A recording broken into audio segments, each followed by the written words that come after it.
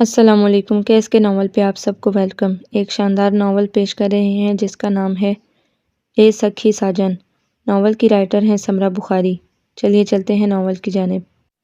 بارش برسے کتنے دن بیت چکے ہیں، زمین پیاسی ہے، پنکھ پکھیروں چونچے کھولے آسمان کی جانب ایک آس سے دیکھتے ہیں، اور انسان کے ہاتھ دعا کے لیے اٹھے ہوئے ہیں۔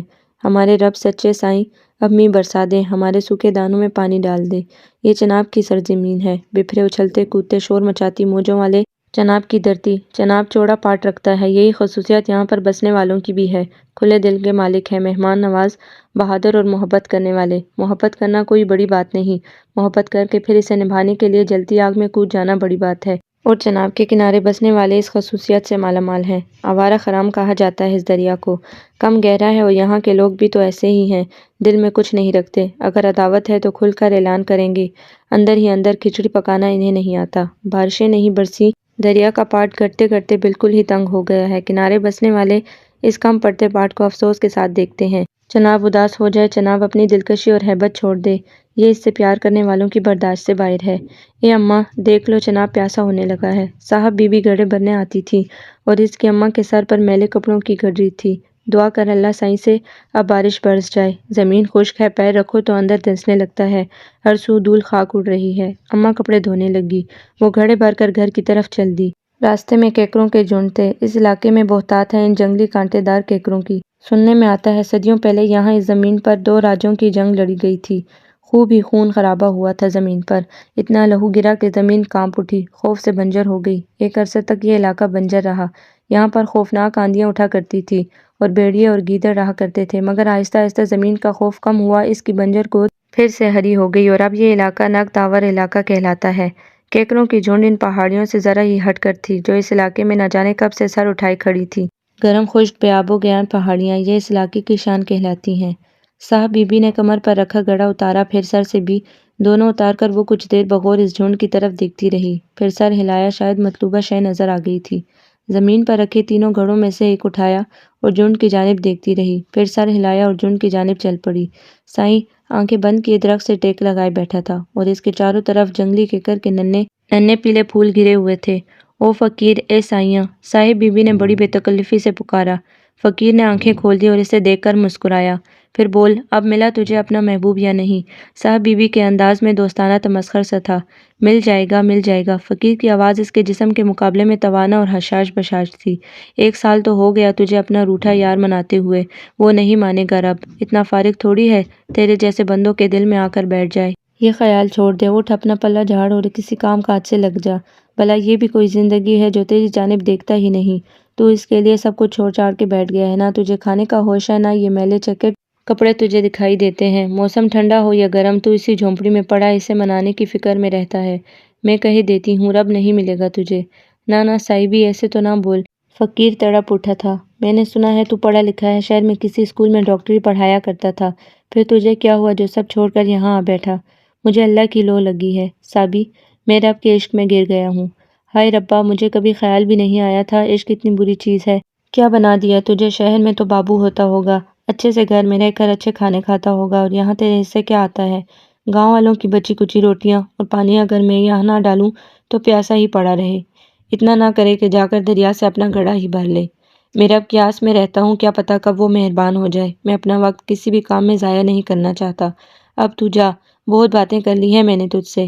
صابی نے پانی اس کے گھڑے میں انڈیلا، جانے سے پہلے ایک نظر اس پر ڈالی، وہ تسبیح میں مگن تھا۔ یہ واپس پلٹ آئی۔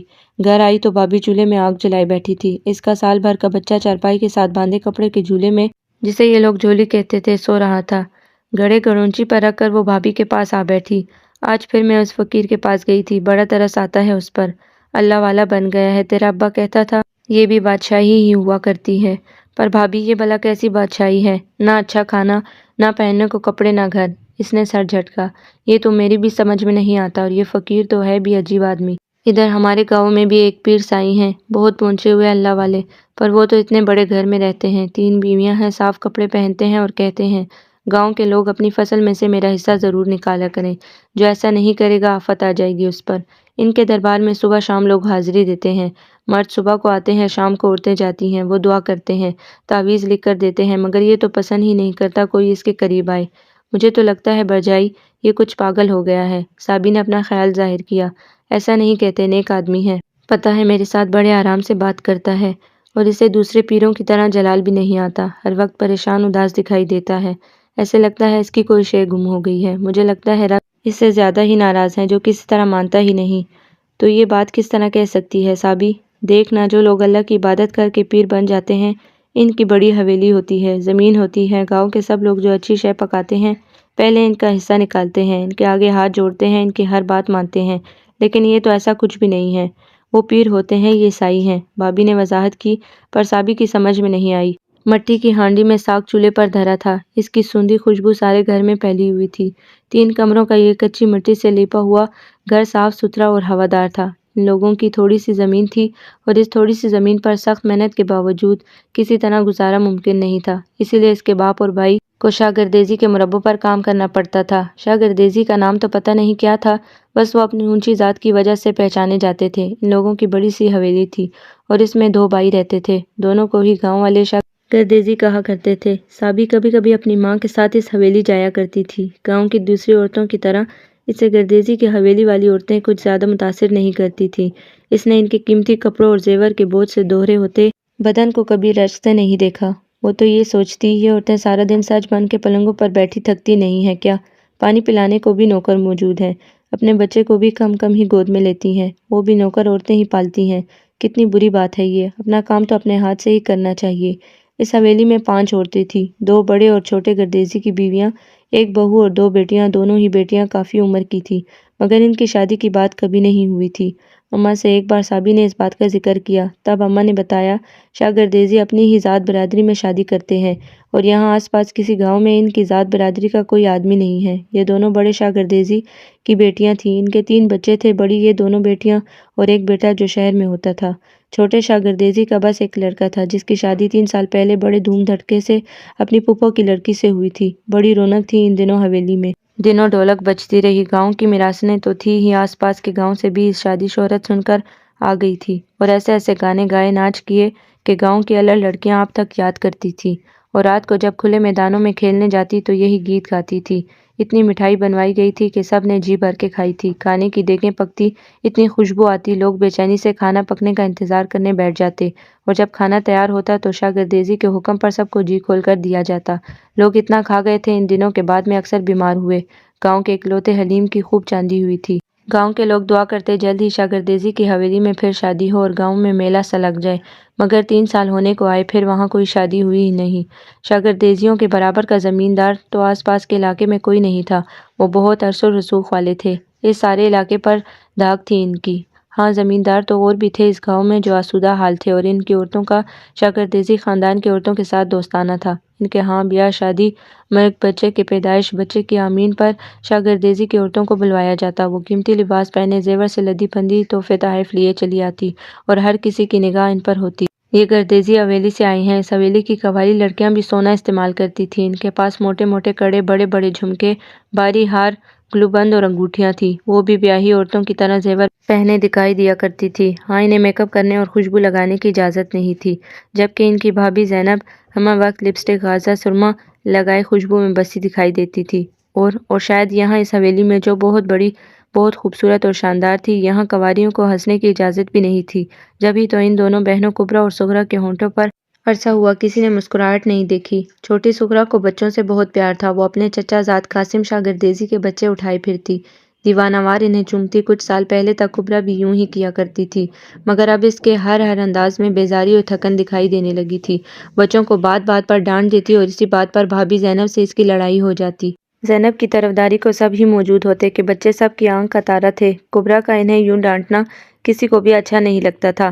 اس کے جذبات کوئی نہ سمجھ پاتا، اور وہ سب کے ساتھ اونچی آواز میں بولتی، چیختی چلاتی، کمرہ بند کر کے بیٹھ جاتی۔ کھانا کھلانے کے لیے کتنی دیر ماں کی منتیں کرنا پڑتی، دروازے پر دستک دیتے صغریٰ کے نازک ہاتھ تھک جاتے۔ جب وہ ستے ہوئے چہرے کے ساتھ دروازہ کھولتی، تب اماں ملازمہ کے ہاتھ سے کھانے کی ٹرے لے کر اس کے سامنے رکھ دیتی اور کہتی، جنم جلی نہ کیا کر اتنا غصہ، آج تو ماں زندہ ہے، منتیں کر کے تجھے دروازہ کھولنے پر مجبور کر دیتی ہے۔ تیری بھوک کا خیال اسے پریشان رکھتا ہے، تیری بھوک اور پیاس اسے بھوکا پیاسا کر دیتی ہے۔ کل جب یہ ماں نہیں ہوگی، کون تجھے منائے گا، کون آئے گا تیرے بند دروازے پر دستک دینے، تو سنبھل جا۔ مت کیا کر اتنا غصہ، خود کو حالات کے بہتے دائرے پر چھوڑ دے۔ کوئی نہیں آئے گا، میں جانتی ہوں یہاں کوئی نہیں آئے گا۔ اس کے سینے میں اٹی سی گڑ جاتی اور نظر کے سامنے زینب اور قاسم شاہ آ جاتے۔ قاسم اس کا چچا زاد تھا، وہ اس کا دولہا بھی تو بن سکتا تھا، مگر پھوپھی نے چال چلی۔ پھوپھی جانتی تھی خاندان میں لڑکیوں کی بہتات ہے اور ان کے ہاں خاندان سے باہر لڑکی بیانے کا کوئی رواج نہیں۔ بھابھی کے پیروں میں دوپٹہ ڈال کر اپنی زینب کے لیے راضی کر لیا اور کبریٰ کی مانگ کے ستارے بکھر گئے۔ اسے زینب سے نفرت تھی، وہ اسے اپنے ارمانوں کا قاتل سمجھتی تھی۔ کبھی بھی اس کے اور قاسم شاہ کے درمیان عہد و پیمان نہیں بندھے، مگر وہ بچپن سے ایک ہی گھر میں رہتے آئے تھے اور اس کے کانوں نے کئی بار یہ جملہ سنا، اس کا نصیب قاسم کے ساتھ جوڑے گا۔ وہ یہ نہیں جانتی تھی اس کی چچی نے قاسم کے سامنے دو نام رکھے تھے۔ بتایا تھا قاسم شاہ کو تیرے لیے دو رشتے ہیں، ایک تیرے تایا کی بیٹی کبریٰ کا اور دوسری پھپھو زاد زینب ہے۔ اس نے کہا اماں کبریٰ کو تو بچپن سے ہی اس گھر میں دیکھتا آ رہا ہوں، دلہن تو کوئی نئی صورت ہونی چاہیے، اور پھر اس کے بعد ہی پھوپھی کو ہاں کی گئی تھی۔ سابی کی ماں شاگردیزیوں کی حویلی میں کام کیا کرتی تھی۔ اماں کی طبیعت خراب ہوئی تو سابی کو حویلی میں کام کے لیے آنا پڑا اور اس نے حویلی کی عجیب سی زندگی کو حیرت سے دیکھا اور یہاں رہنے والوں سے ہمدردی محسوس کی۔ عورتیں گرمی میں بھی بھاری لباس پہنتی ہیں، اتنا زیور چڑھائے رکھتی ہیں، انہیں سر سے دوپٹہ اتارنے کی اجازت نہیں، انہیں حویلی سے باہر جانے کی بھی اجازت نہیں۔ ہائے کبھی جو مجھے یوں حویلی میں بند ہو کر رہنا پڑے تو میں تو مر ہی جاؤں۔ چھوٹی بی بی کبھی تم نے کھیتوں سے سبزی توڑی ہے؟ میٹھی میٹھی گاجریں، شلجم، مولیاں کھیت سے توڑو، بہتے پانی میں دھو کر کھا لو، ہائے سچی کیا ذائقہ ہوتا ہے، وہ سغرا بی بی سے ایک دن کہہ رہی تھی۔ جواب میں سغرا نے اس کو جن نظروں سے دیکھا، سابی کو اپنا سوال کرنا برا محسوس ہونے لگا۔ اسے بہت دکھ ہونے لگا، کیوں بی بی سے ایسی بات کی؟ کتنی پیاس کیسی حسرت تھی بی بی کی آنکھوں میں۔ کبھی میں سوچا کرتی تھی سارے دکھ ساری تکلیفیں بس ہم غریبوں کے لیے ہیں، پر اب حویلی آ کر پتہ چلا دکھوں کی بھی کئی قسمیں ہیں، بالکل جیسے گندم کی، چاول کی اور آم کی قسمیں، گنے کی قسمیں، اور انسان بھی تو ایک جیسے نہیں ہیں۔ کوئی شاگردیزی ہے، کوئی کمہار، کوئی موچی اور کوئی اونٹ، ہر کسی کی اپنی اپنی قسمت، اپنا اپنا نصیب، کوئی بھی تو اپنی قسمت کو بدل نہیں سکتا۔ اللہ سائی نے جس کے لیے جو راستہ لکھ دیا، بس اس نے اسی راستے پر چلتے چلتے اپنی قبر تک پہنچ جانا ہے۔ سابی تم سارا دن حویلی میں ہی رہا کرو نا، تمہیں واپسی کی اتنی جلدی کیوں ہوتی ہے؟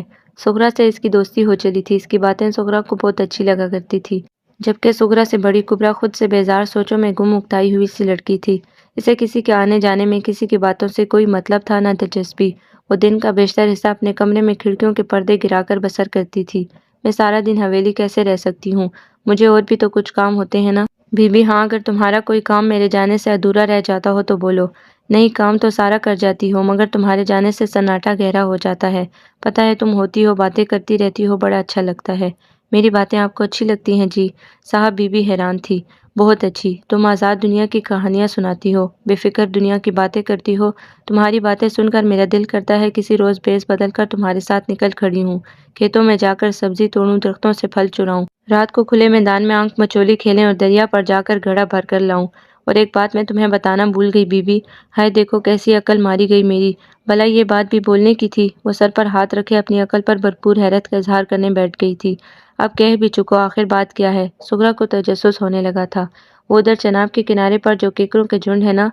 ہوں گے، میں تو کبھی ادھر نہیں گئی، وہاں بہت گھنے جھنڈ ہیں، بڑا اجاڑ ویران علاقہ ہے، پہلے تو وہاں کوئی نہیں رہتا تھا، پر اب کچھ دن ہوئے وہاں ایک جھونپڑی نظر آنے لگی ہے۔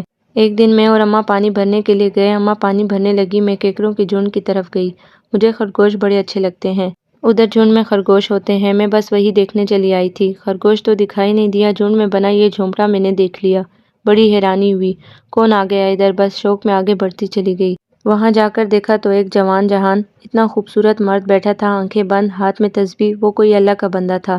میری آہٹ پر بھی اس نے آنکھیں نہیں کھولی، تب میں اسے پکار بیٹھی، اس نے آنکھیں کھولی، میری طرف یوں دیکھا جیسے اسے میرا آنا بالکل اچھا نہ لگا، میں نے بھی اس کی ناراضی کی پرواہ نہیں کی، پوچھنے لگی کون ہو تم؟ اپنے علاقے کے تو نہیں لگتے؟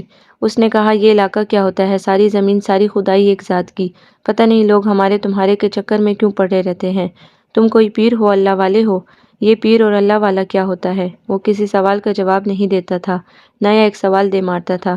میں اس سے کچھ گھبرا رہی تھی، مگر وہ مجھے اچھا بھی لگا، اس کی صورت پر بڑا بھول پن، بڑی نرمی تھی، میرا دل چاہا میں اس سے باتیں کرتی رہوں، پر وہ لمبی بات نہیں کرنا چاہتا تھا۔ میں نے دیکھا وہاں پانی کا ایک گھڑا تک نہیں تھا، مجھے بڑا ترس آیا، میں واپس دریا پر گئی، اپنے گھڑوں میں سے چپکے سے ایک اٹھایا اور اس کے جھونپڑے میں لے آئی۔ وہ کچھ حیران ہوا اور بولا اس کی کیا ضرورت تھی؟ میں نے کہا تم اپنا ہر کام مجھ سے کہہ سکتے ہو، میں روزانہ یہاں آیا کروں گی۔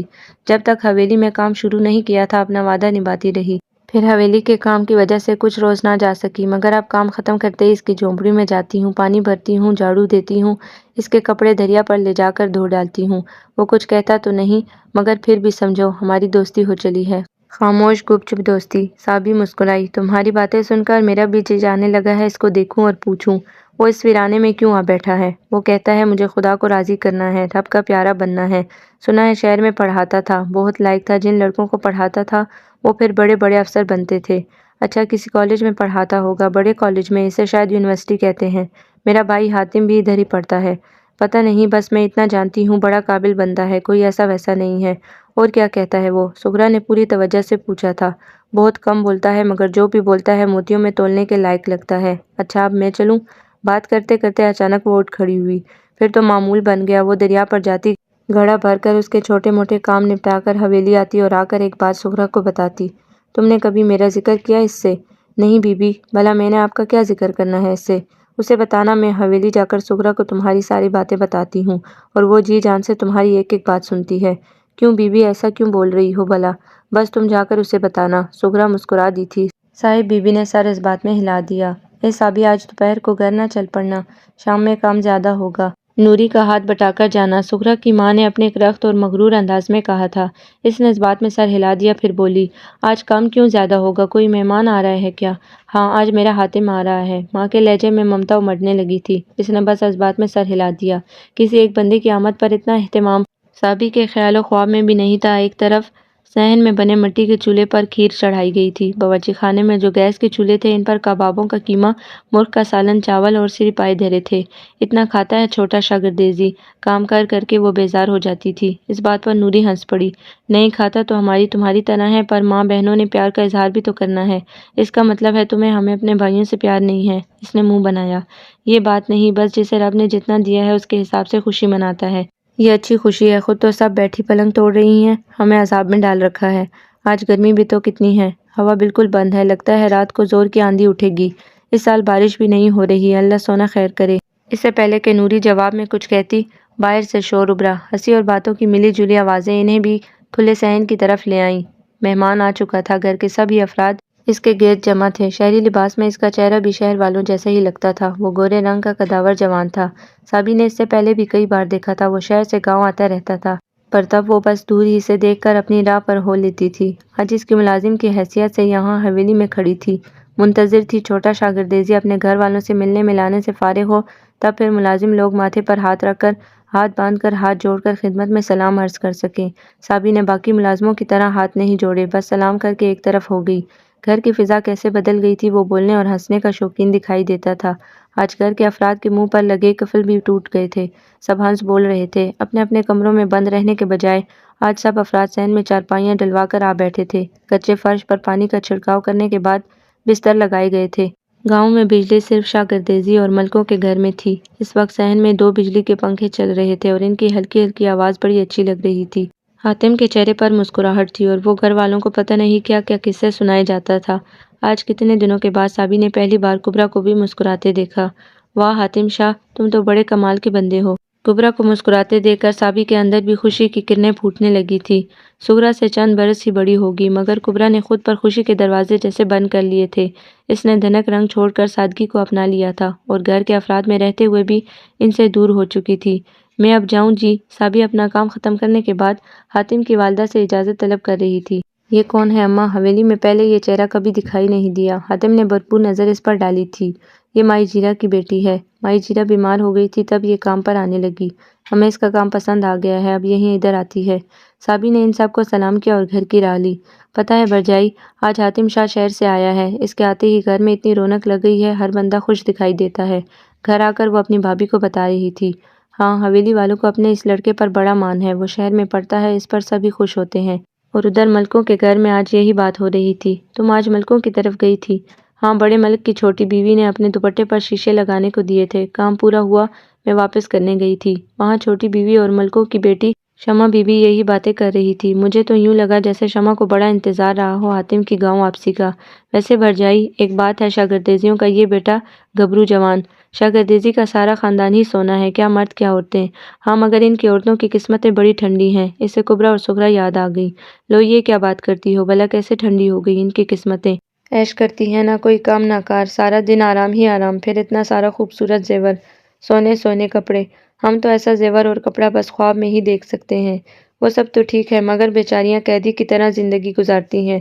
مجال ہے جو حویلی سے باہر جھانک بھی سکے، کبھی کھیتوں میں نہیں گئی یا دریا کے کنارے بیٹھ کر ٹپے نہیں گائے، رات کو کھیل کھیلنے کھلے میدان میں نہیں نکلی۔ تو کیا ہوا، ہم جو باہر نکلتی ہیں، کھیتوں میں جاتی ہیں، دریا کے کنارے بیٹھ کر گا لیتی ہیں، اس سے کون سا خزانہ ہاتھ لگ جاتا ہے؟ دن رات کی مشقت، 2 وقت کی روٹی بھی نصیب ہو جائے تو بڑی بات ہے۔ اور یہ اونچے لوگ تو ایسے ایسے کھانے کھاتے ہیں، ہم تو کبھی خواب میں بھی نہیں دیکھ سکتے۔ بھابھی کے انداز میں حسرتیں تھیں، اور اس رات صابی نے سوچا شاید بھابھی ٹھیک ہی کہتی ہیں، بھلا یہ بھی کوئی زندگی ہے، 2 کچے پکے کمروں کا ہمارا یہ گھر، بارش ہو جائے تو چھت کے ساتھ ساتھ دیواریں بھی بیٹھ جانے کا خوف ستانے لگتا ہے، آندھی آ جائے تو چھتیں اڑ جاتی ہیں، دیواریں گرنے لگتی ہیں، سردی میں ہم سردی سے مرتے ہیں، گرمی میں گرمی کو کوستے ہیں، ہمارے لیے تو کچھ بھی نہیں، ہماری ساری خوشیاں جھوٹی ہیں، ہم تو زمین کے کیڑے ہیں، اور یہ حویلی والے، سیلاب آتے ہیں ہمارے گھر بہہ جاتے ہیں، حویلی سے شان سے کھڑی رہتی ہے، ہم بھوکے مرتے ہیں، حویلی والے تب بھی مزے سے کھاتے ہیں، گرمی میں ہماری راتیں مچھروں سے لڑائی لڑتے کٹ جاتی ہیں، یہ پنکھے لگا کر مزے کی نیند سو جاتے ہیں، اور یہ بھلا دریا پر پانی بھرنے کیوں جاتی، ان کے تو گھر میں بجلی کی موٹر ہے، نہانے دھونے سب کے مزے ہیں، میں بھی کیسی پاگل ہوں، آج سے پہلے میں نے یہ سب سوچا ہی نہیں، رات اسے دیر تک نیند نہیں آئی، پہلی بار اپنی زندگی ادھوری اور بے رنگ لگی تھی، ہائے کبھی جو میرے پاس بھی اتنا پیسہ آ جائے۔ خواب میں اس نے خود کو حویلی والی کے روپ میں دیکھا۔ صبح وہ ماں کے جگانے پر ہی بیدار ہوئی، بدن میں اور دل میں عجیب سی سنسنی تھی۔ آج ناشتے کے دوران اس نے بھابھی کے ساتھ باتیں نہیں کی، ابا اور بائی کو مذاق میں کچھ بھی کہہ کر غصہ نہیں دلایا، خاموشی سے روٹی لسی کے ساتھ کھا کر وہ حویلی آ گئی۔ حویلی کے پھاٹک پر کھڑے ہو کر اس نے عمارت کی شان و شوکت کو غور سے دیکھا، پھر اندر چلی آئی۔ حویلی میں صبح ذرا دیر سے اترتی تھی، جب یہ آئی یہاں ناشتے کی تیاریاں ہو رہی تھی۔ چل صابی جلدی جلدی برتن لگا دے، گوری سے دیکھتے ہی کہنے لگی۔ اف کتنا لمبا چوڑا ناشتہ تھا ان کا، مکھن، انڈے، کباب اور بھنی کلیجی، کھانے کی خوشبو اسے بار بار دسترخوان کی طرف دیکھنے پر مجبور کر رہی تھی۔ آج وہ جلدی حویلی چلی آئی تھی، ورنہ پہلے وہ اپنے گھر میں صبح کی روٹی کھانے کے بعد جھاڑو لگاتی، برتن دھوتی اور کوئی کام ہوتا تو نپٹا کر ہی باہر نکلتی، مگر آج وہ جیسے کھچی چلی آئی تھی، کام بھی کر رہی تھی اور ہر شے کا نہ چاہتے ہوئے بھی جائزہ لے رہی تھی۔ اتنا سب کچھ ہے مگر جو مجھے چاہیے وہ نہیں۔ سب سے پہلے حاتم کھانے کے کمرے میں آیا تھا اور نظر دوڑا کر منہ بناتے ہوئے کہا تھا، کیا چاہیے چھوٹے شاگردیزی؟ ابھی لا دیتی ہوں۔ اس نے نہائے دھوئے نکھرے نکھرے حاتم کو ستائش بھری نظروں سے دیکھا تھا۔ تم کہاں سے لا دو گی میڈم؟ وہ کچھ لاپرواہ سے انداز میں کہہ کر بیٹھ گیا تھا۔ تم صبح یہ سب نہیں کھاتے؟ نہیں بھئی، وہاں کون سی میری اماں بیٹھی ہوتی ہے جو میرے لیے اتنا اہتمام کرے؟ بس جیم، ڈبل روٹی، 1 کپ چائے۔ تم شادی کر لو پھر خیال رکھنے والی آ جائے گی۔ مفت مشورے کا بہت بہت شکریہ۔ وہ گلاس میں پانی انڈیلنے لگا۔ تم ادھر شہر میں شادی کرو گے؟ اس کا دوستانہ سا انداز صابی کو مزید سوالات پر اکسا رہا تھا۔ نہیں، اگر تم ادھر کوئی لڑکی پسند کر بیٹھی ہو تو بتاؤ۔ اچھا جی، میری پسند کی ہوئی لڑکی سے آپ شادی کر لیں گے؟ اس کی آنکھوں میں اس عزت افزائی پر چمک آ گئی۔ بالکل، آخر کو آپ ایک ذہین و فطین خاتون ہیں۔ دنیا، میرا مطلب ہے گاؤں دیکھ رکھا ہے آپ نے؟ تو اور کیا جی، ہمارا آنا جانا تو ہر گھر میں رہتا ہے، سب کو جانتے ہیں۔ یہ جان کر میں بڑا متاثر ہوا ہوں۔ اب اس نے فرائی انڈا پلیٹ میں نکالا تھا، پھر منہ بنا کر بولا، یہ انڈے پر لال مرچ کس مقصد کے تحت نچھاور کی گئی ہے، ذرا اس پر روشنی ڈالیں گی؟ میں نے تو نہیں ڈالی مرچیں، ناشتہ تو نوری بنا رہی ہے۔ اچھا پھر میرے لیے 1 انڈا فرائی کروا لاؤ، بغیر لال مرچ کی کوٹنگ کے۔ ٹھیک ہے، انڈا تو میں لا دیتی ہوں، پر جی، میری اماں کہتی ہیں لال مرچیں کھانی چاہیے، یہ بہت سی بیماریوں سے بچا لیتی ہیں۔ تمہاری اماں کے اقوال زری میں بعد میں سنوں گی، فی الحال انڈا فرائی کروا کر لے آؤ، اور سنو، یہ چائے بھی میرے لیے دودھ میں پتی کا مذاق ہے، اچھی سی چائے بنوا کر لاؤ۔ اب مجھے کیا پتا اچھی سی چائے آپ کی نظر میں کون سی ہے جی؟ اس نے کندھے اچکائے۔ پتی زیادہ ڈلواؤ، یوں لگتا ہے جیسے یہاں پتی نایاب ہے۔ کالی چائے پینا کوئی اچھی بات نہیں، رنگ بھی سیاہ پڑ جاتا ہے۔ اچھا تو تم نہیں پیتی اس لیے اتنی گوری ہو؟ اس نے صابی کی سانولی رنگت کا کھل کر مذاق اڑایا۔ اس کا کہکا صابی کو شرمندہ کر گیا۔ تو کیا اماں غلط کہتی ہیں؟ اب یہ کالی سیاہ چائے پینے والا حاتم شاہ تو اتنا گورا ہے، اور میں کبھی کبھی چائے پینے والی اتنی کالی۔ آج تو حویلی کا کام ختم ہونے میں نہیں آ رہا تھا۔ اسے سغرا بی بی کے پاس بیٹھنے کا وقت نہیں مل رہا تھا، اور آج سغرا کو اس کا انتظار بھی کہاں تھا۔ سبھی اماں کے کمرے میں جمع تھے، اور پتہ نہیں شاگردیز کیا کیا قصے کہانیاں سنا رہا تھا۔ وہ 12 بجے کے قریب ٹھنڈے پانی میں ڈبوئے آم اور کچی لسی کا ڈول لے کر اماں کے کمرے میں گئی تھی۔ پتر آموں کا کریٹ ہم نے شاہ آباد سے منگوایا ہے، کھا کر دیکھ، چھوڑنے کو جی نہ چاہے گا۔ حاتم کی تائی قاسم کی ماں اسے بتا رہی تھی۔ ابھی کھا لیتے ہیں، پہلے آپ سب کو وہ گفٹ تو دے دوں جو شہر سے اٹھا کر لایا ہوں۔ ہاں، جیسے کندھے پر رکھ کر لائے ہو۔ زینب بھابی ہنسی تھی۔ کندھے پہ اٹھا کر تو نہیں لایا، مگر اس گرمی کی شاپنگ کی خواری تو اٹھائی ہے نا۔ چل وے، اب احسان نہ جتا، جلدی سے دکھا کیا لایا ہے ہمارے لیے۔ زینب کے انداز میں دلار اور بےتابی تھی۔ باقی سب کی بھی کچھ ایسی ہی کیفیت تھی۔ صابی، میرے کمرے میں جو نیلا بیگ رکھا ہے وہ تو اٹھا لاؤ۔ اس کے کہنے پر وہ فوراً حکم کی تعمیل کو چل پڑی۔ بیگ لے کر آئی تو حاتم کی اماں کے کہنے پر آم کاٹنے بیٹھ گئی۔ دھیان سارا اسی بیگ کی طرف تھا جس کی زپ حاتم کھول چکا تھا۔ اماں اور تائی جی، یہ جوڑے آپ کے لیے ہیں۔ صدقے جاؤں میں قربان، کتنا پیارا ہے، خدا تمہیں ہمیشہ خوش رکھے۔ دونوں دعائیں دینے لگی۔ سوٹ واقعی بڑے اچھے تھے۔ صابی کام چھوڑ کر دلچسپی سے دیکھنے لگی تھی۔ یہ ابا جی اور تایا جی کے جوڑے ہیں، یہ بھائی قاسم کے لیے۔ پھر اس نے زینب کے بچے کے لیے کی گئی خریداری نکالی۔ ہماری باری کب آئے گی بھائی؟ سغرا بے چین تھی۔ تمہارے لیے تو میں کچھ لایا ہی نہیں۔ چل اب جھوٹ نہ بول۔ زینب کو یقین نہیں آیا، جبکہ سغرا کا تاثر بھی ایسا ہی تھا۔ سچی بھول گیا۔ بہنیں بھی کوئی بھولنے والی شے ہوتی ہیں ویر جی، اگر نہیں لائے تو میں اسی وقت واپس شہر دوڑا دوں گی۔ سغرا کے کہنے پر صابی کو ہنسی آ گئی۔ تو اپنا کام کیا دیکھنے بیٹھ گئی ہے؟ حاتم کی ماں نے اس سے گھرکا۔ بھابی کے لیے 2-3 رنگوں کی لپسٹک اور میک اپ کی دوسری الا بلا۔ صابی کو تو ان کے استعمال کا پتہ بھی نہیں تھا، مگر زینب بہت خوش ہو رہی تھی۔ اور کبرا، یہ لاکٹ تمہارے لیے ہے۔ اس نے بڑا خوبصورت لاکٹ بہن کی طرف بڑھایا تھا۔ بھائی کو دے دو، میرے کس کام کا؟ کبرا کے ہونٹ خشک، آنکھوں میں ویرانی تھی۔ بھائی شوق سے لایا ہے، نخرے کیوں کرتی ہے؟ ماں نے ڈانٹا۔ کبرا نے ہاتھ بڑھا کر لاکٹ لے لیا۔ کتنا خوبصورت ہے، اگر مجھے کوئی لا کر دے میں تو کبھی انکار نہ کروں، جھٹ سے لے لوں۔ صابی کبرا کے انکار پر حیران ہوئی تھی۔ یہ تمہارے لیے ہے۔ ویسا ہی لاکٹ اس نے سغرا کو دیا۔ ہائے ویر، کتنا اچھا ہے جب آپا کو دیا۔ میں سوچ رہی تھی کاش تم یہ میرے لیے لائے ہوتے۔ چلو تمہاری خواہش پوری ہو گئی۔ یہ چوڑیاں تم تینوں کے لیے، یہ پرفیوم ہے اور یہ چاکلیٹ۔ کتنی اچھی چوڑیاں ہیں، گاؤں میں ایسی نہیں ملتی۔ صابی کو جگر جگر کرتی چوڑیاں بہت بھا رہی تھی۔ دیکھو اس لڑکی کو، ایک امزاد، اپنا کام کر۔ حاتم کی اماں نے بری طرح ڈانٹا۔ وہ اب جلدی جلدی آم کاٹ کر پلیٹ میں رکھنے لگی۔ یہ آم کٹ جائیں تو جا کر نوری کا ہاتھ بٹا، آج وہ کوفتے بنا رہی ہے، تو پالک گوشت چڑھا لینا۔ اتنی گرمی میں زیادہ گوشت نہیں کھانا چاہیے جی۔ تم سے کس نے پوچھا ہے؟ وہ تب کر بولی۔ اماں مت ڈانٹے، مجھے تو لگتا ہے گاؤں میں ایک دانشور کا وجود میں آنا قرار پا چکا ہے۔ وہ مذاق اڑا رہا تھا۔ یہ کام کم کرتی ہے، بولتی زیادہ ہے، زینب نے شکایت لگائی۔ مگر بولتی بڑا اچھا ہے، سغرا نے اس کی حمایت کی۔ حکمت کا کورس کر رکھا ہے انہوں نے۔ ارے توبہ کرو حاتم، اس نے بھلا کہاں سے کچھ پڑھنا ہے جو ادھر ادھر سے سنتی ہے، آگے بک دیتی ہے، سارے گاؤں میں تو پھرتی پھراتی ہے۔ زینب کے انداز میں اس کے لیے بڑی حقارت ہوا کرتی تھی۔ اسی طرح نئی نئی باتیں سیکھی جاتی ہیں۔ گاؤں کے جو سیانے ہو گزرے ہیں، انہوں نے کتابیں تھوڑی پڑھ رکھی تھی۔ ویل ڈن، جواب نہیں مس صاحب بی بی تمہارا۔ وہ سمجھ نہیں سکی حاتم مذاق اڑا رہا ہے یا واقعی اس کی تعریف کر رہا ہے۔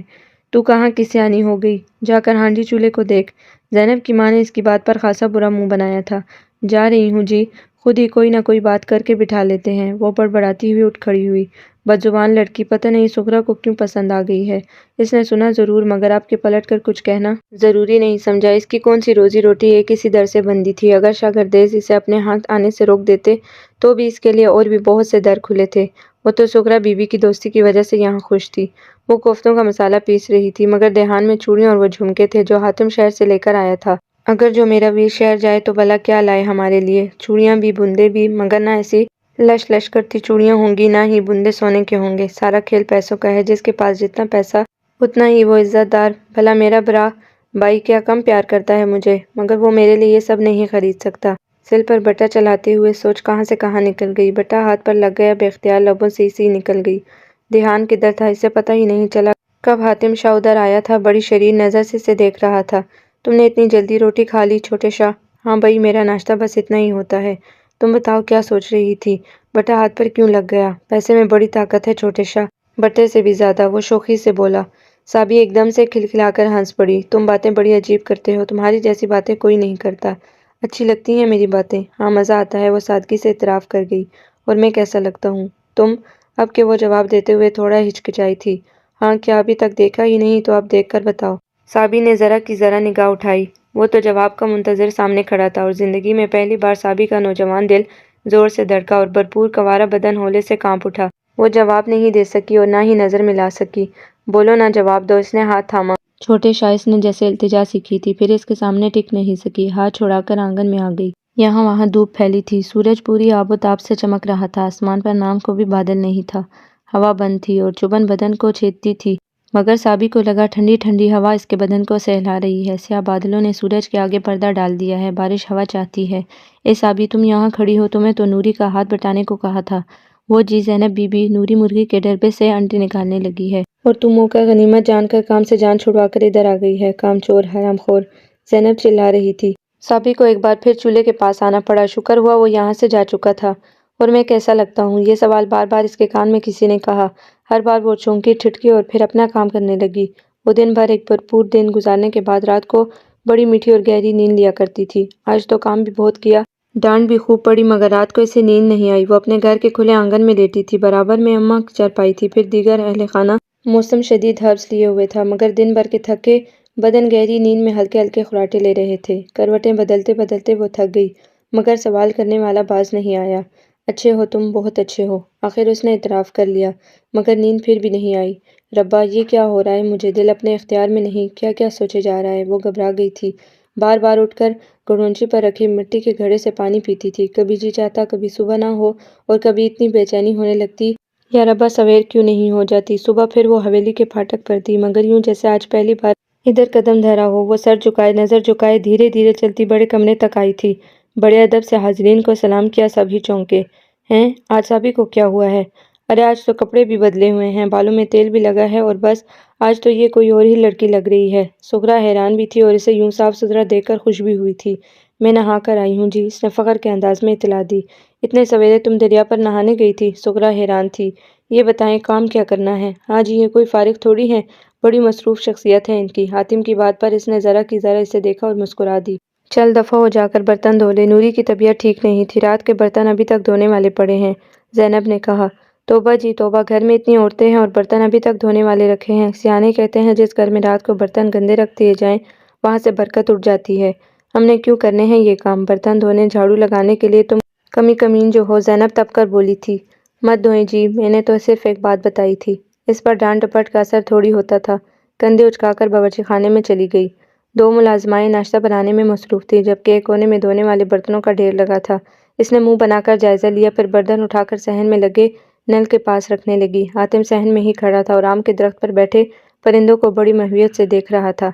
क्या बात है, कभी परिंदे नहीं देखे? साबी का दिल इससे बात करने, इसे छेड़ने को मचला था। आंखों में शोखी लिए से पूछ रही थी, क्या ज़िंदगी में एक बार ही परिंदे देखना जायज़ है? बार बार देखने से अल्लाह मियाँ ने मना फरमाया है, या सियानों ने कुछ इरशाद फरमाया है? वो खिलखिलाकर हंस पड़ी, फिर बोली, देखो जी देखो, हम कौन होते हैं रोक टोक करने वाले? रोक टोक तो खैर तुम अपना पैदाशी हक समझ कर करती हो, किसी से डरती नहीं हो। डरूं क्यों, लोग खुदा थोड़ी ही हैं। इसके अंदाज में बड़ी खूबसूरत सी बेपरवाही थी। अगर तुम कुछ पढ़ लिख जाती तो बड़ी आफत होती। आफत तो मुसीबत को कहते हैं, अचानक आ जाने वाली मुसीबत को। लो भला मैं क्यों होती मुसीबत? वह जैसे बुरा मान गई। तुम शायद बर्तन धोने आई थी, उसने याद दिलाया। हाँ आई तो इसीलिए थी, हैरान हो रही हूँ कितना ढेर जमा कर दिया। इतना नहीं हो सका खुद धोकर रख दें, आखिर इस्तेमाल भी तो खुद ही किए हैं। वो कहती हैं आखिर ये साबी किस मर्ज़ की दवा है? ये सब पैसा बोलता है और बस, किस्मत ने दे दिया है और आप लोग मगरूर हैं इस पर। मैं तो नहीं हूँ, पता नहीं मैंने कौन सा आपको ज़्यादा देखा है छोटे शाह। अभी कुछ दिन में यही हूँ, खूब अच्छी तरह जायज़ा ले लो। फालतू टाइम तो है नहीं मेरे पास हवेली की औरतों की तरह। बड़ी खिलाफ हो तुम हवेली की औरतों के, शायद जलती हो इनसे। ना जी ना, मैं क्यों जलूं? मुझे तो बड़ा तरस आता है, इतनी गर्मी में रेशमी कपड़ा लता और जेवर पहन कर रखती हैं, हाय देखकर ही मुझे तो जलन होने लगती है। तुम्हें जेवर रेशमी कपड़ा अच्छा नहीं लगता? साबी ने कुछ देर सोचा, फिर बोली, पता नहीं, मुझे अभी बड़ा काम करना है और फिर दरिया पर भी जाना है। क्या दोबारा डुबकियां लगाओगी? सुबह नहाकर जी नहीं भरा? ये बात नहीं है, सुबह जब मैं उधर गई इसकी झोंपड़ी खाली थी, पता नहीं कहाँ गया हुआ था। मैं बस घड़ा भर कर रखाई थी, अब जाकर देखूंगी वापस आया है या नहीं। कौन? तुम किसकी बात कर रही हो? उधर दरिया के कंधे किनारे पर एक अल्लाह वाला रहता है, पहले शहर में रहता था, तुमसे भी ज़्यादा पढ़ा लिखा है, सब कुछ छोड़कर अल्लाह से लो लगा बैठा है। बड़ा ही नेक और सच्चा बंदा है। मैं जाती हूँ इसकी खिदमत के लिए, मगर वो अपना कोई काम करवाने को मानता ही नहीं। हातिम ने सरसरी अंदाज में इसकी बात सुनी, फिर हवेली से बाहर जाने वाले रास्ते पर हो लिया। ए साबी, बर्तन धोकर मेरे कमरे में आना, तुमसे बातें करने को जी चाह रहा है। सुकरा इसके पास आ खड़ी हुई थी।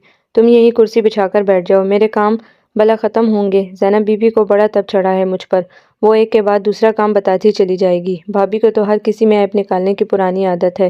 تم برتن دھو کر آ جانا، کمرے میں بیٹھ کر آرام سے باتیں کریں گے۔ سابی کام نپٹا کر اس کے کمرے میں گئی، دیکھا وہ اپنے پلنگ پر 2-4 ریشمی جوڑے چوڑیاں اور کچھ زیور رکھے بیٹھی ہے۔ کہیں جانے کی تیاری ہے کیا؟ بھائی کے ساتھ شہر جا رہی ہو؟ ہائے نہیں، میری ایسی قسمت کہاں کہ شہر کی رونقیں دیکھوں، یہ تو میں نے تمہارے لیے نکال رکھے ہیں۔ میرے لیے اتنی چیزیں، وہ بھی اچھی اچھی۔ سابی کی آنکھوں میں چمک، چہرے پر تشکرانہ رنگ آ گیا۔ ہاں تمہارا میرا ناپ ایک ہی ہے، تمہیں بالکل پورے آ جائیں گے، مگر تم یہ سب مجھے کیوں دے رہی ہو چھوٹی بی بی؟ تو پھر کسے دوں؟ میرا تو اب دل بھر گیا ہے، پر میں اتنی قیمتی سوٹ کسی نوری شادو کو دینے کو دل نہیں کرتا۔ تم پہنو گی تو مجھے بھی خوشی ہوگی۔ یہ چوڑیاں کتنی پیاری ہیں، یہ تو رکھ لو۔ نہیں، اب حاتم بھائی شہر سے اور اتنی ساری لے آئے ہیں، اب یہ والی تم لے لو۔ یہ زیور تائی جی اور بھائی قاسم ایک بار شہر گئے تب لائے تھے، بہت مرتبہ پہن چکی ہوں میں، اب تم لے لو۔ ہائے میں کیا لگوں گی یہ سب پہن کر؟ وہ بے پایا خوشی چھپا نہیں سکی تھی۔ بہت اچھی لگو گی، چلو اب جلدی سے یہ سب اس کپڑے میں باندھ لو، جب اپنے گھر جاؤ گی تب لے جانا۔ اس نے جلدی سے سب سمیٹ لیا، پھر سغرا سے بولی، میں تمہارے ہی کمرے میں رکھ دیتی ہوں، جب گھر جاؤں گی تب لے جاؤں گی۔ ٹھیک ہے، جیسے تمہاری مرضی۔ سارا دن ہی کاموں میں تمام ہوا اور ساتھ ساتھ اس کا دھیان ان چمک دمک والی چیزوں کی طرف بھی رہا۔ وہ یہ سب پہن کر آئینے کے سامنے کھڑے ہو کر خود کو دیکھنا چاہتی تھی۔ دوپہر سپہر میں ڈھل رہی تھی، تب وہ سغرا کے کمرے میں آئی۔ اب میں گھر چلوں بی بی؟ ایک بات مانو گی؟ سغرا نے اس کے سراپے پر نگاہ ڈال کر کہا تھا۔ ہاں بی بی، کہو، تمہاری بات میں کہاں ٹال سکتی ہوں۔ اچھا پھر یہ ہرا والا جوڑا پہن کر دکھاؤ، میں بھی تو دیکھوں کیسی لگتی ہو۔ سچی بی بی، میرا تو اپنا بڑا جی کر رہا ہے، ٹھہرو میں صابن سے منہ دھو کر آتی ہوں۔ وہ جھٹ تیار ہو گئی۔ منہ دھو کر آئی سغرا کمرے میں نہیں تھی۔ اس نے ہرا جوڑا پہنا جس کے گلے بازوں پر سنہرا کام تھا اور دوپٹے پر بھی سنہرے پھول بنے تھے۔ کانوں میں جھمکے ڈالنے کے بعد وہ جلدی جلدی چوڑیاں چڑھانے لگی تھی۔ سغرا اب آ بھی چکو، کب سے ہم منتظر ہیں۔ حاتم شاہ گردیز کمرے میں آتے ہی اسے سغرا سمجھ کر مخاطب ہوا تھا۔ وہ جو دروازے کی جانب پشت کیے چوڑیاں پہننے میں مگن تھی، آواز پر پلٹی اور پھر شرما کر ہاتھ چہرے پر رکھ لیے۔ تمہیں کیا ہوا ہے؟ یہ سج دج کے کہاں کی تیاری ہے؟ وہ سامنے آ کھڑا ہوا۔ وہ جی سغرا بی بی نے یہ کپڑے یہ سب مجھے دیا ہے۔ وہ کسی مجرم کی مانند کھڑی تھی۔ بڑا ظلم توڑا ہے سغرا نے، وہ بغور اسے دیکھ رہا تھا۔ کیوں، اس میں ظلم کی کیا بات ہے؟ بہت اچھی لگ رہی ہو، میں سوچ بھی نہیں سکتا تھا تم اتنی اچھی بھی لگ سکتی ہو۔ اچھا چھوٹے شاہ میں چلتی ہوں، اسے ٹوٹ کر شرم آ رہی تھی۔ انہی کپڑوں میں جاؤ گی؟ او نہیں، یہ تو ٹھیک نہیں ہوگا۔ ارے سابی، یہ تم ہو؟ سغرا چلی آئی اور بڑی حیرت سے اسے دیکھا۔ خود ہی تو کہا تھا یہ کپڑے پہننے کو، اب اسے کیا دیکھ رہی ہو؟ دیکھ رہی ہوں تم ان کپڑوں میں حویلی والی ہی لگتی ہو۔ اچھا اب میں کپڑے بدلوں گی؟ وہ جھمکے اتارنے لگی۔ بائی تم یہاں؟ ہاں میں تمہیں بلانے آیا تھا۔ یہاں پر مٹبھیڑ اس گل پکولی سے ہو گئی۔ وہ بہن کا ہاتھ پکڑ کر باہر چلا گیا۔ ہائے ربا، ایسے تو کبھی نہیں ہوا تھا، بستر پر لیٹتے ہی نیند آ جایا کرتی تھی، اب تو کروٹیں بدلتے بدلتے بدن دکھنے لگتا ہے۔ حاتم شاہ کی آوازیں میرے آس پاس کیوں چکراتی رہتی ہیں، اور وہ مجھے اتنا اچھا کیوں لگنے لگا ہے؟ میرا جی چاہتا ہے میں سارا وقت اسے دیکھتی رہوں، سنتی رہوں اور بس پھر زندگی ختم ہو جائے۔ میں جانتی ہوں دل بڑی اونچی جگہ لگ گیا ہے، پہنچ سے اسی طرح باہر ہے جیسے کہ چاند پر۔ دل کا کیا کروں، پہ ایمان میری سنتا ہی نہیں، بیٹھے بٹھائے روگ لگ گیا میری جان کو، کسی سے کہہ بھی تو نہیں سکتی۔ حاتم ایک ہفتہ گاؤں میں گزار کر شہر واپس چلا گیا اور صاحب بی بی کا دل اپنے ساتھ لے گیا۔ وہ اب بھی حویلی جاتی تھی مگر بے دلی کے ساتھ، خاموش گمسم۔ کہیں تجھ پر بھی اس سائیں لوگ کا اثر تو نہیں ہو گیا؟ سغرا اس کی حالت دیکھ کر مذاق اڑاتی، پھر ایک دن بولی، میرا جی چاہتا ہے میں اس سائیں سے ملوں، کیا تو مجھے اپنے ساتھ لے کر جا سکتی ہے؟ میرے لیے لے کر جانا کیا مشکل ہے، بس تم اپنے گھر والوں سے اجازت لے لو۔ میں نے اماں سے بات کی ہے، ان سے کہا ہے ایک اللہ والا آ کر بیٹھا ہے، اس کی دعا میں بڑا اثر ہے، میں اس کے لیے روٹی لے کر جاؤں گی، اپنے اور کبرا کے لیے دعا مانگنے کو کہوں گی۔ اماں نے اجازت دے دی ہے۔ چلو ٹھیک ہے، پھر آج ہی چلیں گے۔ دوپہر میں جب حویلی کے سارے مکین سو گئے، گلیوں میں ویرانی چھا گئی، وہ سغرا کے ساتھ چناب کے کنارے کی طرف روانہ ہوئی۔ سر پر تپتا سورج، پیروں تلے جلتی بلتی زمین، سغرا کا تو حال خراب ہو گیا، پیاس سے حلق میں کانٹے سے اگنے لگے۔ سابی تسلی دیتی ساتھ ساتھ تھی، ہائے وہ اتنی گرمی میں کپڑے کی بنی جھونپڑی میں رہتا ہے تو اور کیا، اس کی حویلی کس نے کھڑی کرنی ہے اس ویرانے میں؟ سابی کو ہنسی آ گئی۔ جب وہ کیکروں کے جھنڈ کے قریب پہنچی تو وہ ادھر ہی بیٹھا تھا، درخت سے ٹیک لگائے، آنکھیں بند کیے، تسبیح کے دانے گراتا ہوا اور دنیا سے بے خبر تھا۔ یہ تو وہی ہے۔ سغرا چونک گئی تھی۔ کون؟ کیا تم اسے جانتی ہو؟ سابی نے سرگوشی کی مگر سغرا نے جیسے اس کی بات سنی ہی نہیں، وہ ایک ٹک اسے دیکھی جا رہی تھی۔ کیا ہوا بی بی، تم تو بت بن گئی ہو، سابی نے مذاق اڑایا۔ سغرا اس کا ہاتھ چھوڑ کر مرد قلندر کی جانب بڑھی اور دھیرے سے سلام کیا۔ اس نے آنکھیں کھول دی، سر کے اشارے سے جواب دیا اور اس سے پہلے کہ پھر منہ ہو جاتا وہ جلدی سے بولی، کہاں سے آئے ہیں؟ اس گاؤں کے تو نہیں لگتے، ہر کوئی یہی سوال کرتا ہے، میری سمجھ میں نہیں آتا آخر اس کا کیا مقصد ہے؟ وہ مسکرایا تھا۔ سغرا زمین پر اس کے پاس بیٹھ گئی۔ اپنی دنیا چھوڑ کر ویرانوں میں کیوں چلے آئے ہو؟ یہ جو لڑکی تمہارے پاس کھڑی ہے، میں اسے اس طرح کے تمام سوالات کے جواب دے چکا ہوں۔ تم میرا وقت ضائع مت کرو، اس سے پوچھ لو۔ فقیر کا لہجہ شستہ اور باوقار تھا۔ سغرا کچھ دیر بس اسے دیکھتی ہی رہی، پھر بولی، کچھ ملا تمہیں اس راستے پر چل کر؟ یہ میرا اور میرے رب کا معاملہ ہے، مگر مجھے لگتا ہے میرا معاملہ بھی تم سے الگ نہیں ہے۔ یہ کیا کہہ رہی ہو لڑکی؟ وہ حیران ہوا تھا۔ اتنے پہنچے ہوئے ہو، یہ ذرا سی بات تمہاری سمجھ میں نہیں آتی؟ پتہ نہیں تم ایسا کیوں سمجھ رہی ہو، میں نے تو کوئی دعویٰ نہیں کیا۔ کیا تم نے پہلے کبھی مجھے دیکھا ہے؟ سغرا کے انداز میں بے تابی اور بے چینی تھی، جیسے وہ اپنے سوال کا جواب صرف ہاں میں چاہتی ہو۔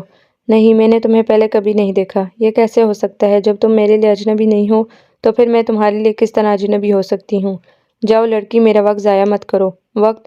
سغرا نے زور دے کر کہا، پھر سوالیہ انداز میں بولی، وقت کسی کی زندگی سے زیادہ اہم ہے۔ کس کی زندگی کی بات کر رہی ہو تم؟ اس کے انداز میں بیزاری ہی بیزاری تھی۔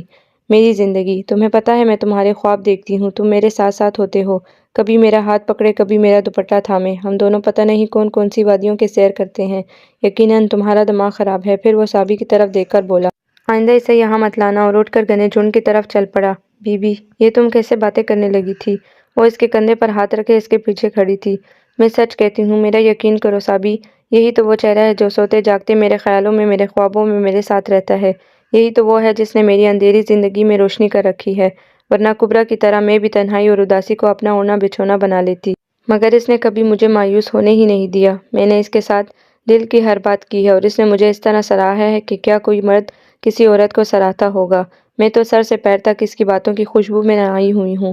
صابی اس کی باتوں سے گھبرا گئی، اس کا ہاتھ کھینچے ہوئے بولی، چلو اب واپس چلتے ہیں۔ اگر تم سچ کہتی ہو تو پھر یہ کوئی انسان نہیں ہو سکتا، جن ہوگا جو انسان کا بیس بدل کر یہاں اس ویرانے میں اتنے آرام سے ڈیرا لگا کر بیٹھ گیا ہے۔ چلو جلدی نکلو یہاں سے، مجھے ڈر لگ رہا ہے۔ وہ جن ہے یا انسان، مجھے اس کی پرواہ نہیں، وہ میری محبت ہے۔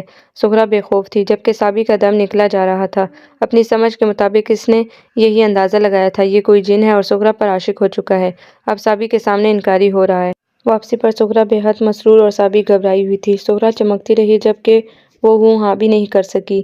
ارے تو کیوں ڈر رہی ہے؟ اگر جن ہے تو میرا عاشق ہے نا؟ اب میں کنواری نہیں رہوں گی، خوابوں کے بجائے حقیقت میں بھی سہاگن ہو جاؤں گی۔ مانو اس کے پیر زمین پر نہیں ٹک رہے تھے۔ گھر آئیں تو کبرا اور اماں چند تصویریں نکالے بیٹھی تھی، شاید اس وجہ سے کسی کو سغرا کی اتنی دیر سے واپسی کا خیال نہیں آیا۔ کبرا بولی، دیکھو حاتم نے شہر سے اپنی تصویریں بھیجی ہیں، وہ پہاڑوں پر سیر کے لیے گیا تھا، وہاں بنوائی تھی۔ سغرا نے بہن کے ہاتھ سے تصویریں لے لی اور کرسی پر بیٹھ کر دیکھنے لگی۔ صابی اس کی پشت پر کھڑی تھی اور ایک ایک تصویر بغور دیکھ رہی تھی۔ وہ ہر تصویر میں تمام دوستوں میں نمایاں کیسا سچا گبرو جوان دکھائی دیتا تھا۔ صابی کا دل اصل تال بھول کر بڑی تیزی سے دھڑک رہا تھا۔ ان تصویروں میں سے ایک تصویر میں نے لینی ہے، یہ فیصلہ پکا تھا، اور جب سب اہل خانہ تصاویر دیکھ چکے تب اماں بیگم نے صابی سے کہا، یہ لفافہ میرے کمرے کی الماری میں رکھ دو۔ اس کی تو آرزو بھر آئی، لفافہ لے کر کمرے میں آئی، ایک تصویر نکال کر اوڑھنی میں باندھ کر پھر باہر آ کر بولی، بہت دیر ہو گئی بیگم، اب میں کل آؤں گی۔ کسی کا جواب سنے بغیر وہ یوں بھاگی تھی جیسے چوری پکڑے جانے کا اندیشہ ہو۔ حویلی پیچھے رہ گئی تھی تو جان میں جان آئی۔ تنہائی میں اس تصویر سے باتیں کرنا صابی کا معمول بن گیا۔ وہ کیا سے کیا ہو گئی، یوں لگتا حاتم کی آنکھیں اس پر لگی ہیں۔ اکثر وہ تصویر سے نکل کر اس کے پاس ٹائلی کے نیچے آ بیٹھتا اور اس سے کتنی ہی باتیں کیے جاتا۔ اس کی شدتوں کو دیکھ کر صابی حیران رہ جاتی۔ حویلی جانا اس نے کم کر دیا تھا، وہ گھر کے کسی کام میں بھی حصہ نہیں لیتی تھی۔ ماں اور بھابھی سے بہت کوسنے سنتی، مگر کیا کرتی، اسے حاتم کے سحر نے جکڑ لیا تھا۔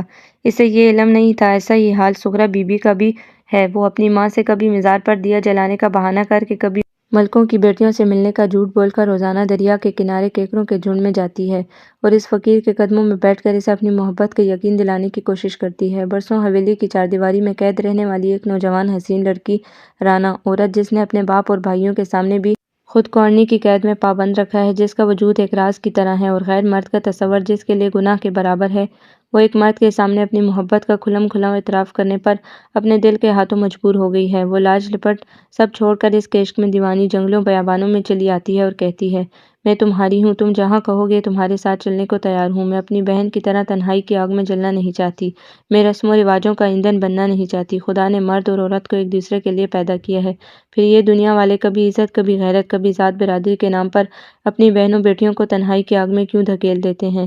کبرا سو نہیں سکتی، اس کی رات کروٹیں بدلتے، دن خلاؤں میں تکتے گزر جاتا ہے، مگر میرے دل کو تمہارا تصور آباد رکھتا ہے۔ مجھے اپنے ساتھ لے جاؤ، دل توڑ کر گنہگار مت بنو۔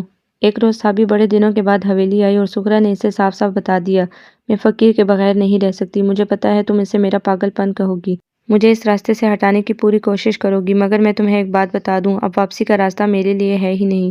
میں اس کے عشق میں سر سے پاؤں تک نہا گئی ہوں، میں بے بس ہوں۔ خلاف توقع صابی نے اسے اس راہ سے واپسی کے لیے نہیں کہا، وہ تو ایک لفظ بھی نہیں بولی۔ تم خاموش کیوں ہو؟ سغرا حیران تھی۔ اس لیے کہ میں جانتی ہوں کچھ کہنے کا فائدہ ہی نہیں ہے، تم میری کوئی بات سن ہی نہیں سکتی، تم اب صرف اپنی ہی آواز سنتی ہو اور یہ آواز تمہارے دل سے اٹھتی ہے۔ تم خوش بھی ہو مگر وجود جلتا بھی رہتا ہے، تمہارے ہونٹوں پر ہنسی بھی ہے مگر تم بیٹھے بیٹھے اچانک رونے بھی لگتی ہو۔ تم سوتی تو ہو مگر پھر ایک دم سے چونک کر اٹھ بھی جاتی ہو، تم سمجھتی تو سب کچھ ہو مگر پھر بھی کچھ سمجھنا نہیں چاہتی، تم بس ایک ہی خیال میں بیٹھی رہنا چاہتی ہو، جو کوئی تمہیں بلاتا ہے چاہے وہ ماں ہو یا ماں جائی تمہیں اچھا نہیں لگتا، غصہ آتا ہے بلانے والے پر، تمہیں اپنے سگے رشتے پہ بھی اپنے نہیں لگتے، تم بیزار ہو رہی ہو ان سے۔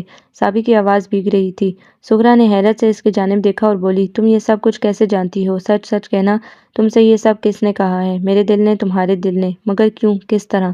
میرا دل بھی تو بے ایمان ہے، میرا ہو کے بھی مجھے ستانے کی ٹھان بیٹھا ہے، مجھے تڑپا کے خوش ہے۔ میں نے سنا ہے کچھ زہر ایسے ہوتے ہیں جنہیں کھا کے انسان بڑی ہی خوبصورت دنیا میں پہنچ جاتا ہے، وہ اپنے آپ میں نہیں رہتا، سرشار ہو جاتا ہے، یہ عشق بھی کچھ ایسا ہی زہر ہے، اور میں نے یہ زہر کھا لیا ہے بی بی۔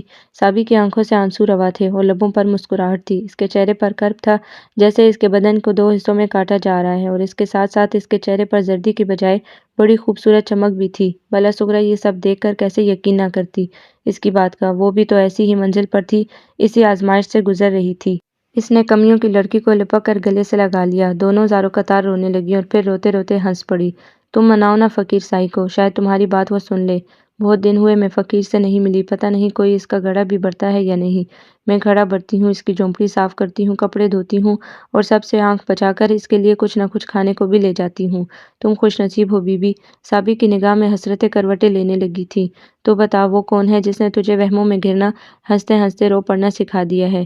چھوڑ بی بی، کیا پوچھتی ہے؟ میں تو اب جان گئی ہوں یہ دل ہمارے سینے میں رہتے ہوئے بھی ہمارا ہی دشمن ہوتا ہے، ضدی، الہڑ اور اکھڑ، جو چیز بس میں نہیں اسی کی چاہ کیے جاتا ہے، میرا بس چلے تو نکال پھینکوں اسے۔ تو ٹھیک کہتی ہے، دل ہی تو ہے جو کہیں کا نہیں چھوڑتا۔ اب جو میرے بابا میرے بھائی کو پتہ چل جائے چھپکے میں کہاں جاتی ہوں، ٹوکے سے میرے جسم کے ٹکڑے ٹکڑے کر دیں۔ میں مرنا نہیں چاہتی، مجھے موت سے بہت ڈر لگتا ہے، مگر دیکھ لو اس دل بے ایمان کی وجہ سے اسی راستے پر چلی جا رہی ہوں جہاں چلنا میرے لیے خطرے سے خالی نہیں، زندگی، عزت، اپنی غیرت سب داؤ پر لگا دی ہے میں نے۔ ہاں بی بی، بس ایسا ہی ہے۔ وہ پھیکی سی ہنسی ہنس کر اٹھ کھڑی ہوئی۔ موسم بدلا، درختوں کے پتے گرنے لگے، برسات بنا برسے ہی بیت گئی، گاؤں کی مٹی دھول بن کر قدموں ہی سے نہیں پورے جسم سے لپٹنے لگی، ایک ویرانی، ایک نحوست سی ہر شے پر ٹپکنے لگی تھی۔ بڑے بوڑھے کہتے تھے اب کی بارش ضرور ہونی چاہیے ورنہ دریا کا پانی بہت نیچے رہ جائے گا، ہماری فصلیں خراب ہو جائیں گی، اور فصل کی خرابی کا مطلب گاؤں کی بربادی ہے۔ اب صابی کی جگہ ایک مرتبہ پھر اس کی ماں حویلی جانے لگی تھی۔ صابی کا تو کسی کام میں جی نہیں لگتا تھا، بس کبھی کبھار سغرا سے ملنے حویلی چلی جاتی اور دونوں اپنے اپنے ادھورے عشق کی داستان بیان کر دیتی۔ سغرا کہتی تھی وہ نہیں مانتا، وہ نظر اٹھا کر بھی نہیں دیکھتا، مگر میں مایوس نہیں ہوں، میری لگن سچی ہے، میں اس کو پالوں گی۔ تو نے اس کے پیروں میں سر رکھ کر اسے مغرور بنا دیا ہے بی بی۔ صابی یہ سن کر سنجیدگی سے کہتی تھی، نہ نہیں، اسے غرور سے کیا مطلب، وہ تو اللہ کا نیک بندہ ہے، بس بات یہ ہے ابھی اس پر میری محبت کا اثر نہیں ہوا، مگر اتنا بھی میں جانتی ہوں وہ پتھر نہیں ہے، اسے ہار ماننا پڑے گی، میرا بننا ہی پڑے گا، بس میں تو اسی دن کے انتظار میں بیٹھی ہوں، دن گن گن کر کاٹ رہی ہوں۔ اور تو سنا، تیرا وہ مانتا ہے یا نہیں، اسے تیری محبت پر یقین ہے یا نہیں؟ وہ تو جانتا ہی نہیں کہ میں اس سے عشق کرتی ہوں۔ ہائے یہ کیا بات ہوئی، تو پاگل ہوتی پھرتی ہے اور اسے پتہ نہیں ہے، وہ یہاں رہتا کب ہے؟ بس تو یوں سمجھ لے بی بی، میں نے آسمان پر چمکنے والے چاند سے پیار کیا ہے، اور چاند سے محبت کرنے والے تو بہت سے ہوتے ہیں نا۔ کیا تو اسے کبھی نہیں بتائے گی؟ پتہ نہیں، ابھی کیا کہہ سکتی ہوں، جب وہ سامنے آئے گا تب میرے دل کا جو مزاج ہوگا اسی طرح کی بات کروں گی، میں تو دل کے ہاتھوں بے بس ہوں۔ اس ملاقات کے بعد کتنے دن گزر گئے، وہ حویلی نہیں گئی، پھر ایک شام بادل نہ جانے کہاں سے اس علاقے میں چلے آئے، ہر طرف خوشی کی لہر دوڑ گئی اور لوگ ناچتے گاتے گھروں سے باہر نکل آئے۔ صابی کو بھابھی زبردستی کھینچ کر باہر لائی تھی۔ دیکھ تو کتنی رونق ہے اور تو گھر میں گھسی بیٹھی ہے۔ اماں کدھر ہے بھابھی؟ اماں تو حویلی گئی ہیں، وہ شاگردیزوں کا بیٹا آج شہر سے آ رہا ہے نا۔ کون؟ حاتم؟ وہ چونکی تھی۔ ہاں وہی اصل میں، مگر صابی نے بھرجائی کی پوری بات سنی ہی نہیں، وہ جیسے ہواؤں پر سوار حویلی پہنچی تھی۔ ارے حویلی تو پہچانی نہیں جا رہی، نئی قلعے، پھولوں کے ڈھیروں، گملے اور فرنیچر پر شاید پالش کی گئی تھی۔ میں نے سنا ہے بی بی تیرا بھائی شہر سے آ رہا ہے، وہ سیدھی سغرا کے کمرے میں گئی تھی۔ ہاں آج بھائی آ رہا ہے، اور آج ہی موسم بھی کتنا اچھا ہو گیا ہے، مجھے تو پتہ ہی نہیں تھا وہ شہر سے آ رہا ہے، ورنہ میں پہلے آ جاتی، ساری حویلی کو اپنے ہاتھوں سے سجاتی۔ وہ رکی نہیں، اتنا کہہ کر باہر نکلی۔ باورچی خانے میں اماں موجود تھی۔ چولہے پر کھیر کا دیگچہ دھرا تھا، اور بھی پتہ نہیں کیا کیا پکانے کی تیاری ہو رہی تھی۔ وہ بھی اماں کے ساتھ مصروف ہو گئی۔ حاتم شاہ بارش سے پہلے آ گیا، اور گھر میں رونقیں جاگ اٹھی۔ صابی بہانے بہانے سے کمرے کے چکر لگاتی اور آنکھوں کی پیاس بجھاتی رہی۔ رات بارش بھی خوب برسی۔ صبح جب گاؤں بیدار ہوا تو ہر شے نکری نکری نہائی دھوئی تھی۔ پرندے خوشی سے چہچہا رہے تھے، درخت دھلے دھلائے صاف ہوا میں جھولتے تھے، اور صابی نیا جوڑا پہن کر حویلی کی جانب رواں دوا تھی۔ راستے میں اس نے سغرا کو دیکھا۔ یہ کہاں جاتی ہو بی بی؟ کہاں جا سکتی ہوں بھلا؟ قریب آ کر اس نے الٹا سوال کر دیا۔ سویرے نکل آئی ہو، اگر تمہاری حویلی میں سے کسی کو پتہ چل گیا تو؟ اس لیے تو سویرے نکلی ہوں، ابھی سب سو رہے ہیں، اور جو کوئی پوچھے گا تو کہہ دوں گی میں بیڑ بوٹیاں پکڑنے گئی تھی۔ سغرا کو محبت نے نڈر بنا دیا تھا۔ صابی نے مسکرا کر سر اس بات میں ہلا دیا، پھر بولی، اگر تم کہو میں تمہارے ساتھ چلوں؟ نہیں صابی، آج میں نے ہر بات اس سے صاف صاف کرنا ہے، شاید تمہارے سامنے وہ سب کہہ نہ سکوں۔ چلو ٹھیک ہے، پھر تم جاؤ، میں تمہاری حویلی چلتی ہوں۔ دونوں بے تابی سے اپنی اپنی منزل کی جانب روانہ ہو گئی۔ اس نے ٹھیک کہا تھا، حویلی میں ابھی سب سو رہے تھے، شاید یہ ٹھنڈے موسم کا اثر تھا، ورنہ اس وقت تک سونے کی روایت گاؤں کے کسی گھر میں نہیں تھی۔ تم آ گئی ہو تو کاموں میں ہاتھ بٹاؤ، نوری اسے بیٹھے دیکھ کر کہنے لگی۔ وہ بھی جھٹ ساتھ ہو گئی۔ حویلی کے کام کبھی ختم ہونے میں نہیں آتے، اور اب تو اور بھی بڑھ جائیں گے، آج شام سے مہمان آنا شروع ہو جائیں گے۔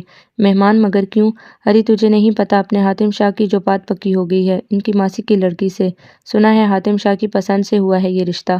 زمین آسمان گول گول چکر کاٹنے لگے، اور یہ دل اے نامراد، چاہتی تو یہ ہوں تجھے یوں ہی تڑپنے دوں۔ اچھا ہے، مزہ آئے تجھے، یہی ہونا چاہیے تیرے ساتھ۔ ہائے پر کیا کروں، تو میرے ہی سینے میں دھڑکتا ہے، تو مجھے ہی کاٹتا ہے، توڑتا ہے، اپنی منواتا ہے، پھر برباد کرتا ہے۔ اچھا ہے، یہی ہونا تھا تیرے ساتھ۔ نوری تو مرغی کے ڈربے کی طرف جا چکی تھی، اور وہ دونوں ہاتھوں میں اس نامراد، اس نادان کو تھامے فرش پر بیٹھی سسک رہی تھی۔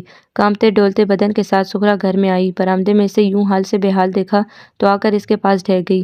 پتہ ہے کیا ہوا میرے ساتھ؟ تو جانتی ہے صابی، اس نے مجھے کیا کہا؟ اس نے کہا تم شاگردیزیوں کی بیٹی ہو، جو اپنی عورتوں کو سات پردوں میں چھپا کر خود زمانے بھر میں عیاشی کرتے ہیں۔ گندی سوچ، گندی نظر والے ہیں تمہارے مرد، اور ایسے مرد اپنی عورتوں کو کہیں بھی رکھیں، وہ اپنے مردوں والی ہی سوچ رکھتی ہیں، عیاشی کے موقع ڈھونڈتی ہیں، جیسا کہ تم ڈھونڈ رہی ہو، ایک غیر مرد کے سامنے اپنی محبت کا اعتراف کرنے والی عورت۔ بے حیا نہیں تو اور کیا ہے؟ جاؤ، چلی جاؤ یہاں سے، اور کوئی اور در تلاش کرو، میں آج ہی ایک دوسرے ٹھکانے پر جا رہا ہوں۔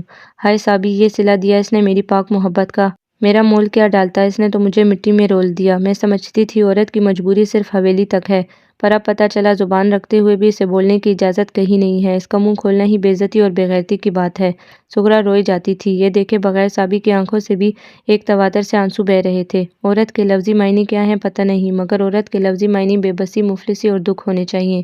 زبان ہے مگر زبان بندی ہے، پاؤں ہیں مگر ان ہی راستوں پر اٹھ سکتے ہیں جو مردوں نے اس کے لیے متعین کیا ہے، اس کے ہاتھ خدمت گزاری کے لیے ہیں، اس کے لفظ مرد کی خوشنودی کے لیے اور بدن اس کی راحت کے لیے ہے۔ مگر دل، یہ دل کیوں مرد کے اختیار میں نہیں آ سکا؟ مرد اسے قابو نہیں کر سکا۔ اگر یہ گر جان لیتا تو عورت کی زندگی سنور جاتی، پر اس کے لیے بڑی گن کی ضرورت ہوتی ہے، وہ گن مرد کے پاس کہاں، اور عورت بیچاری خاموش لبوں سے، ترسی آنکھوں سے ایک ہی لفظ صدیوں سے پکار رہی ہے، محبت، محبت، اے ساجن محبت۔ مجھے محبت دے دو، زبان بھی تمہاری، بدن بھی تمہارا، تم دل کے بھی حکمران بن جاؤ نا۔ میں تو باندی بننے کو تیار ہوں، مگر حکمرانی کے گر تمہیں نہیں آتے۔ میں برسوں سے انتظار میں ہوں، میں پیاسی ہوں، میں جلتی بلتی دھرتی ہوں۔ محبت، محبت، اے ساجن محبت۔ آپ کو یہ ناول کیسا لگا؟ کمنٹس میں اپنی رائے ضرور دیں، ہمارے چینل کو سبسکرائب کریں۔